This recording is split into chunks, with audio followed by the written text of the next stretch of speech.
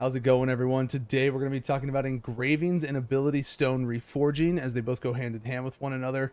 Engravings, to start off, are basically a system in the game that either enhance and alter the way in which your class can play. I say enhance first because there are a plethora of engravings that are just generalized ones across all the classes that merely enhance, if you will, the aspect of your classes, like already current gameplay, like your damage output or survivability, things like that. So, for example, this Master of Ambush increases the damage of back attacks by 5%. Now, you'll also notice that there are bonuses for each level of them. Engravings come in levels 1 through 3 in terms of their effectiveness. So, at level 1, it's just 5%. Level 2, it's 12%. And level 3 is 25%. That's a lot at level 3. That's a lot of increased damage for back attacks. Now, it's take note that while it's a 5% increase, it has a very specific requirement to it, and that is successful back attacks. And back attacks aren't just hitting a boss from behind, it is also an ability that has back attack as its attack type listed. So even if I hit it from behind with instant hit on my infighter, or scrapper, if you will, for the English localization, it says the attack type of this is front attack. So this ability actually would not scale with that back attack because it's not going to get the back attack benefit. It actually does increase damage with frontal attacks. So when you're hitting a monster in the head or a boss from the front. But in that regards to it, so that has a very specific requirement in terms of when that damage increase occurs. Now, there are other ones that can be stronger or are considered much stronger. So, for example, something along the lines of Grudge, because Grudge simply increases all damage that you deal to boss monsters. However, it has a very broad negative effect to it. So it doesn't have a specific scenario requirement with where you have to be positioned or where you're hitting from. Instead, it just simply has a straight negative effect that directly impacts your character.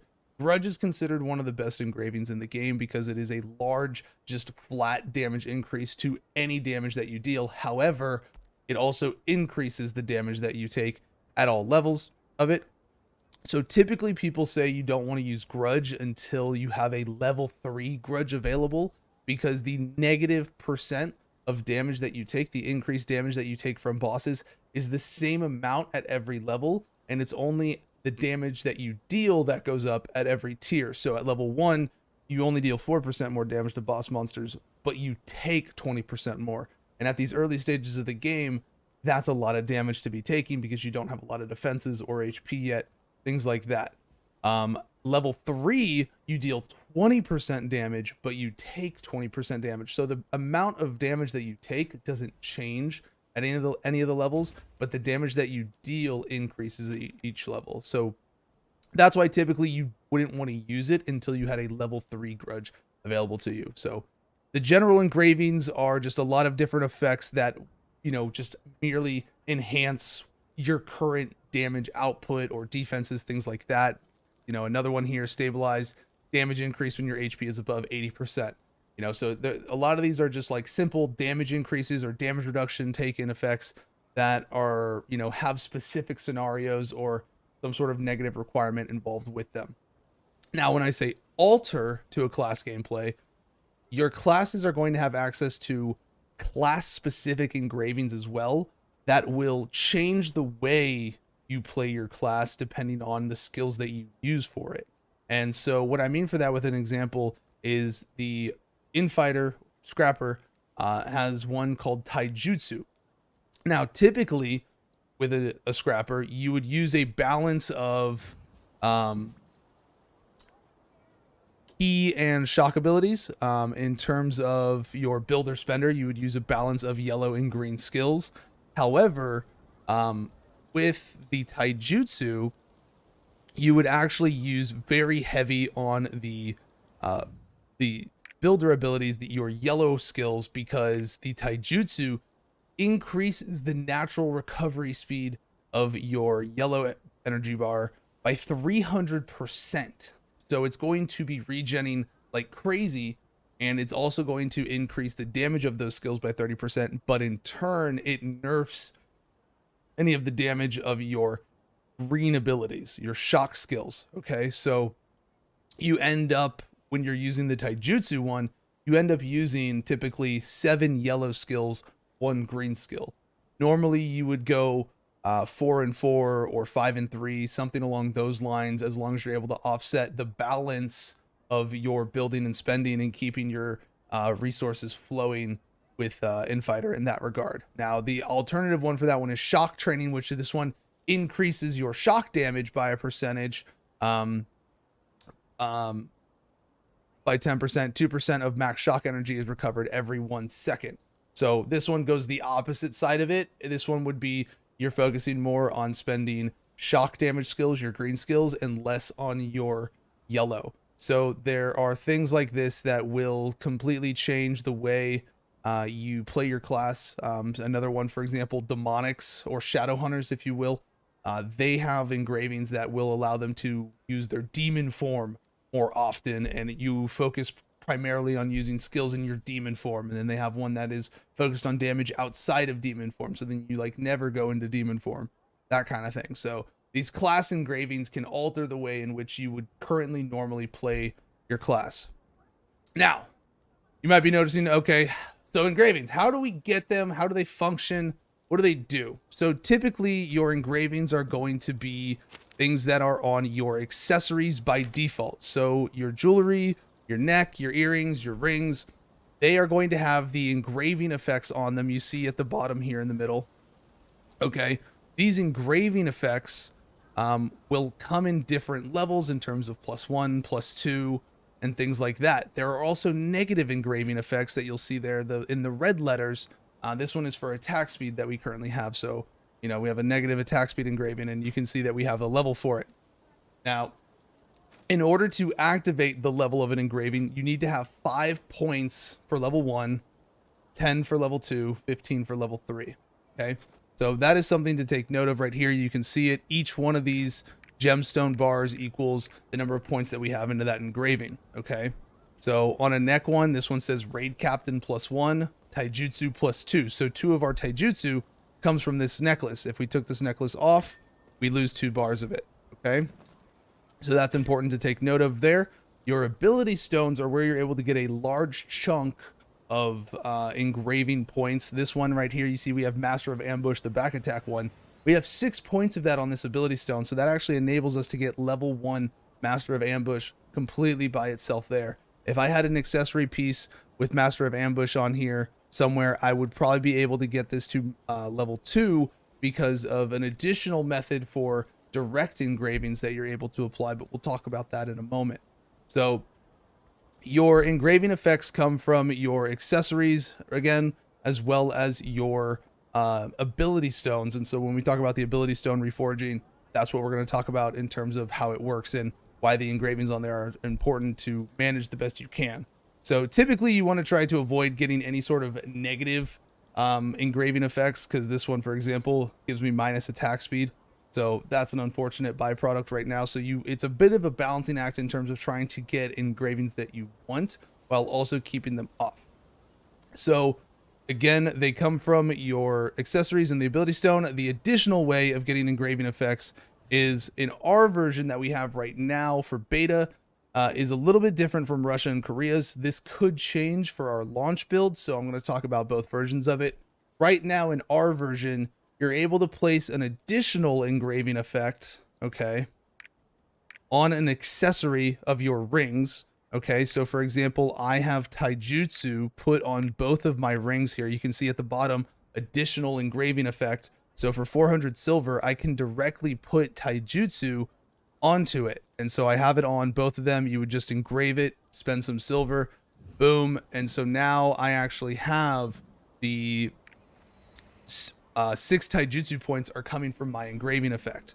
So that's why I say if I had another Master of Ambush on one of my accessories, I could probably get this to level 2 because I have the ability right here, if I wanted to engrave Master of Ambush onto one of my accessories. And so then I would be able to get to level 2 of Master of Ambush.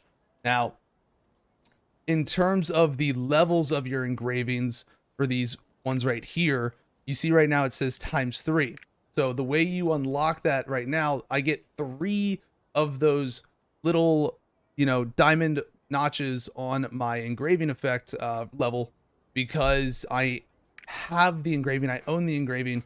You get the engraving through books. You learn them through the collection books, and so you need 20 green ones to get level 1 of the engraving to be able to get 3 of the diamond points for it, activation points for it.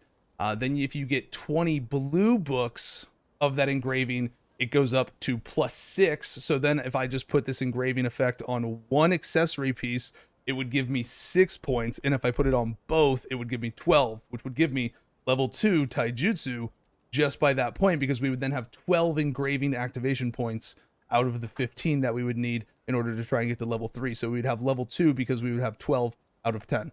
All right.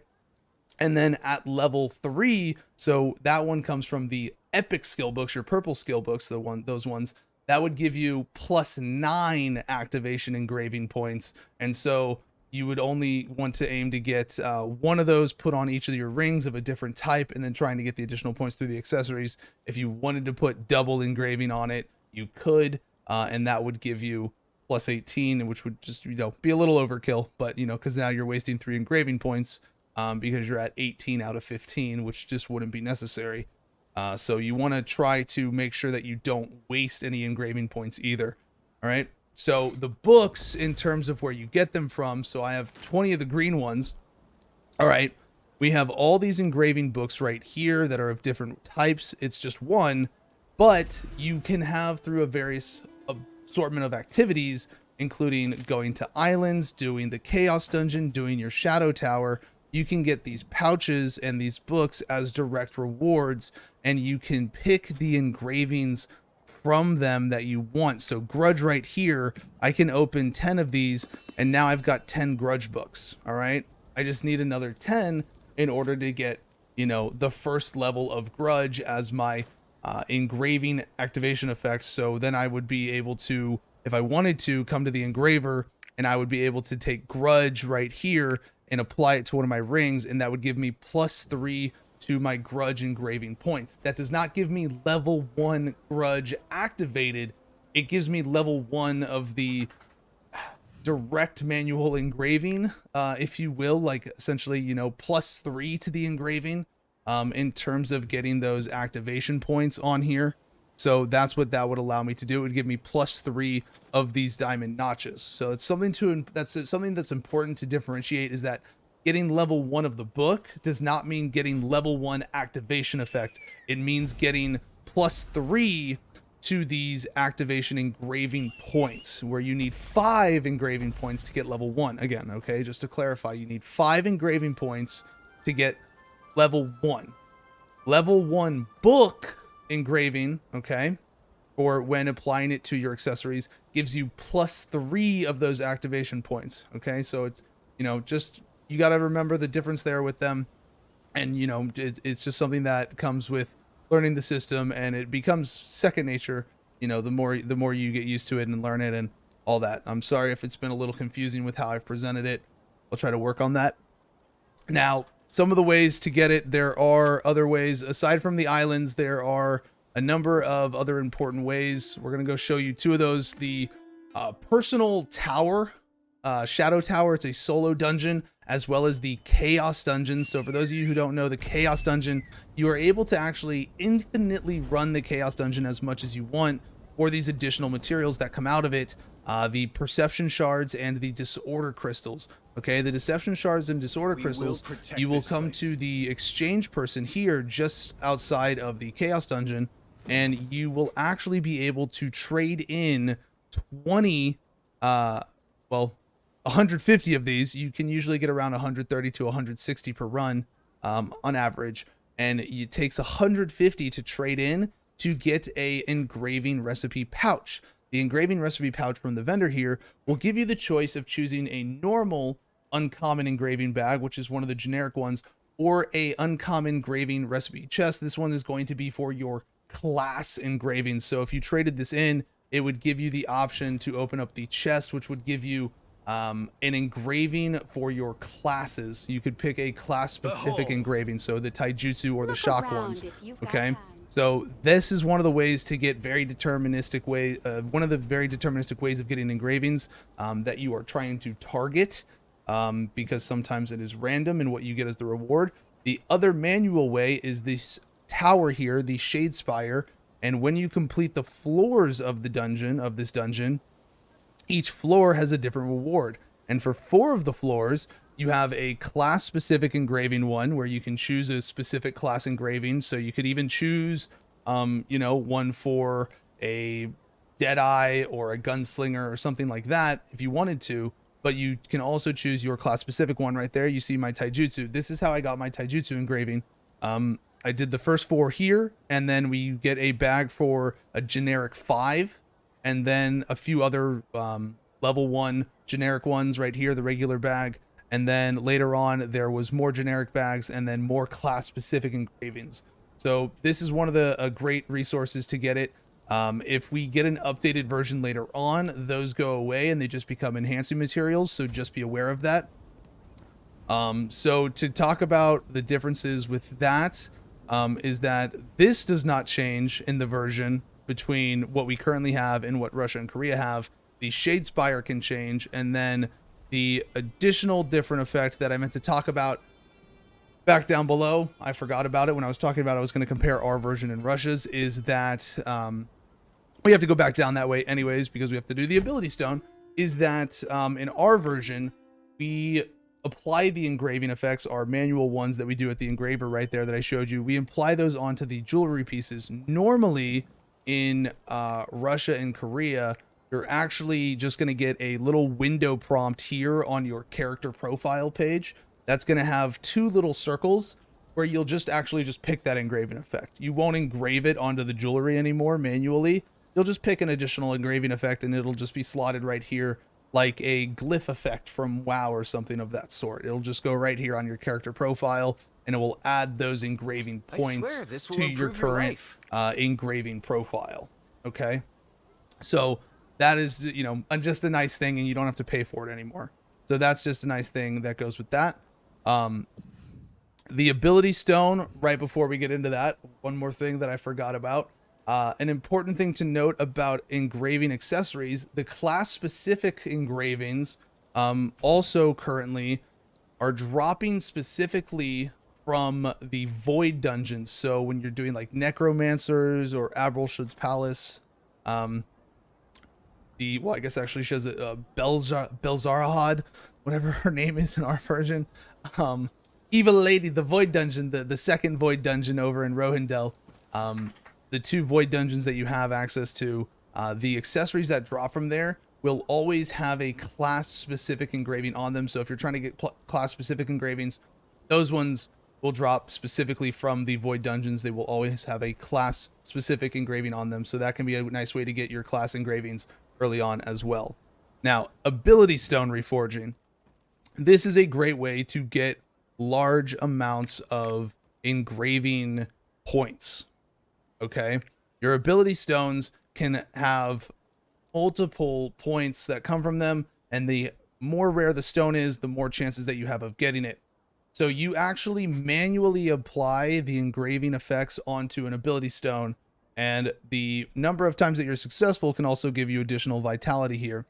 But it is also going to be RNG in terms of whether or not you get the negative points added onto it as well. And so right here, it tells you the success rate for your ability stone reforge right now on your current attempt is 75%. And it's going to cost 165 silver. So this is going to be for the cursed doll engraving. I click it. Even at 75%, ladies and gentlemen, you can still fail. That sucks. And very unfortunate. All right. Every time you succeed, it goes down 10%. Every time you fail, it goes up 10%. Okay. So right now we're 2 for 4 out of the cursed doll effect. So we've used up 4 of the 8 possible chances on here. If I wanted to get a +5 cursed doll, I have to have 3 more successes on here, which it does not look like we're going to get. Maybe we have 1 more chance on it. We're at 55%. So then we're gonna go fail down here on contender, and we're gonna go use it here. We failed again on cursed doll either way. Unfortunate, but this does give us +4 points here. You do want to try to mix in your other ones, your negative ones. But as you can see, we are incredibly lucky with the negative attribute, as we are getting 4 in a row right here. Very unfortunate. And we're just completely failing the contender one. This can be the punishing side of the engraving stones, the ability stone reforging. And while you do have some control over it with choosing the percentages, you would normally want to try to be a little more careful about it. We just kind of hit Cursed Doll straight just to show you guys. But so now we have 5 successful points in this reduced ability one. So if I was to equip this stone, I'm going to get +5 attack speed reduction, which is going to reduce my attack speed by 2% because we have 5 successful engraving points on it, which is just unfortunate having that happen. So this was actually a very bad stone that we rolled. We only got 4 for Cursed Doll, 3 for Contender, and we got a 5 attack speed reduction. Very bad stone. The stone that we currently have equipped is very good because we got +5 Explosive Expert, +6 Ambush, and we only got attack power reduction +2. So we actually do not gain the negative effect of this ability stone. All right. Now, if you ability stones and jewelries and things like that, there are different things you can do with them. Typically, though, you can just dismantle them, and they are going to give you these clear powders.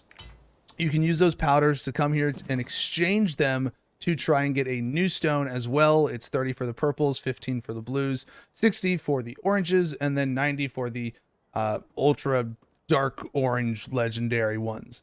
But yeah, so, you know, as you get these items as they drop, because, you know, these resources drop from multiple different aspects of the game, primarily Chaos Dungeons and Void Dungeon content, you can just dismantle them and get new stones if you just, you know, get stones that have bad effects on them, because they're completely random in terms of the effects that come on them.